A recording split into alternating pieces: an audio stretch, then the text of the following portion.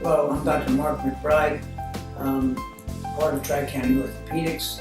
I'm a board certified specialist in hand and upper extremity, and one of my specialties is dealing with fractures of the upper extremity.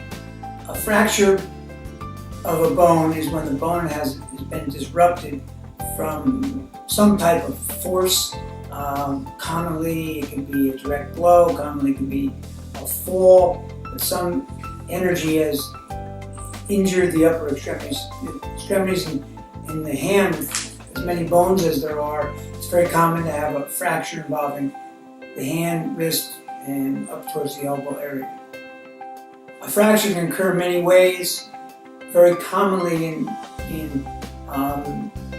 orthopedics, fractures that we see occur in either a sports environment or something very simple like a slip, fall, or a motor vehicle accident, or some type of trauma has affected the person and the bones actually fail and actually will break. When a bone breaks or fractures, you're going to get a deformity of the hand, limb, whatever you want to refer to it as, and the area around it will tend to obviously bleed, so you get some swelling and really fairly significant pain, and basically the limb normally will become fairly dysfunctional. Since I specialize in upper extremity work, all the fractures I see tend to be from the elbow distal out to the hand. You can diagnose a lot of our fractures just by visualization. The clinical symptoms are the extremity tends to swell, tends to get discolored, and has fairly localized pain to the area of the injury took place. When dealing with fractures of the upper extremity, the treatment will completely depend upon where the location is and the amount of deformity inherent in the fracture. Fractures that involve joints, they disrupt the joint surface. Almost all of them will have to be dealt with operatively because it's important to restore the integrity of the joint. In other fractures that do not involve joints, it all depends on the degree of deformity you have. If a bone actually is bent, you have to straighten them out. We try our best to get them done conservatively through manipulation. Sometimes we actually have to open them up and operate on them and fix them. Our whole purpose is to reestablish the normal anatomy of the bone.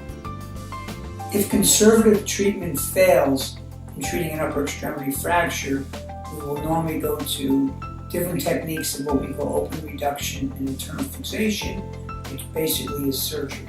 Surgery will involve different methods depending on the bone, depending on the location. There's a variable amount of different systems we have. If I have a model here, if it's a longer bone, we normally have a system of what we call a plating system, which is a piece of metal that fits on the bone with multiple screws.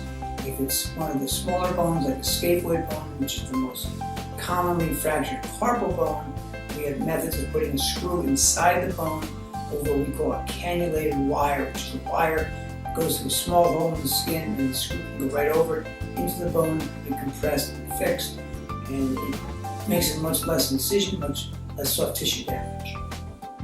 Well, the recovery from a fracture has multiple things that will vary.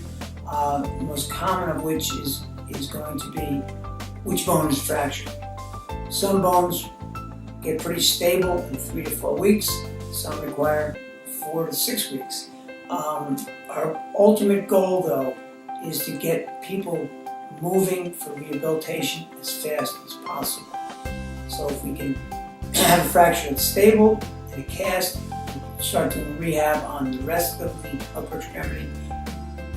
One of the better things that we have when it comes to internal fixation, when we actually plate things, since the bone is being held by a very solid metal plate, we actually can usually start moving the extremity and all the remaining areas around it within about 48 hours. Once we've undergone surgery for fixation of a fracture, post-operatively, the patient can normally get moving fairly quickly. The nice thing, or the best thing about internal fixation plating systems is that it gives such great stability. Within 24 to 48 hours, people can do dressing changes, They can actually normally get the incisions wet, and they can start on a supervised rehab program almost immediately.